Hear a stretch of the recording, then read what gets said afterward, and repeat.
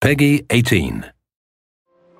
Like most mob stories, it's a rags to riches story. Here's where you are, here's where you want to be, and here's what you have to do to get there.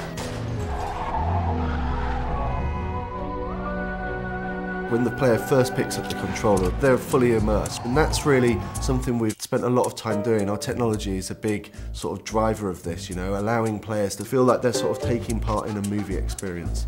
We've built all the technology from the ground up to be exactly as we need it. Being it the AI system or streaming system, things which enable us to make the city alive exactly as we envision it. The fact that we built our own illusion engine enabled us to execute exactly what we wanted to happen in the game.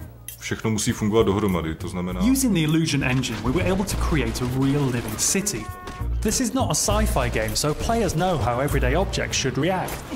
It was much more demanding to get these things right so that players believe and trust in the game world. The non-playable characters go a long way to making Empire Bay feel believable.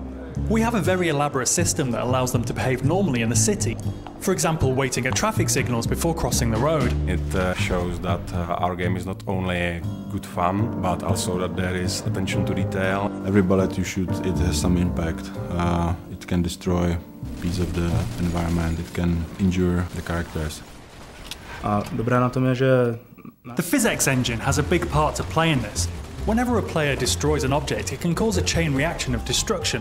For example, shooting the gas tank of a car can cause it to explode, killing the enemies around it. Because of the sheer number of destructive possibilities, we needed the lighting to be dynamic. Our illusion engine is perfect for this. It can display lots of different light, cast realistic shadows, and it reacts to the real-time events happening around the player.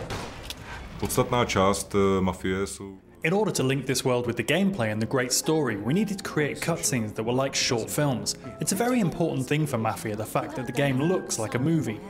With a huge story in a living city with all these characters, you need to see what Vito's thinking, what he's doing. You need to see what other characters are doing. You need to see what's going on down the street, maybe. In order to create the cutscenes, we built our own cutting editor and engine. This enabled us to play the cutscenes in-game and in real time. It wasn't easy, but now we can animate anything we have in the game.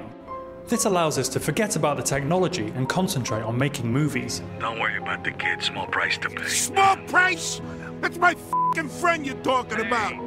All of us at 2K, we're all really immersed in the world of Mafia. We all love these movies, you know, The Sopranos, Goodfellas, Godfather. Movies that portrayed the real mobsters as real people. I grew up with guys like this, so I looked at the story and I was like, okay, this guy is like, you know, this guy I grew up with, this guy's like another guy I grew up with, and then I just, you know, add a little more character into the characters.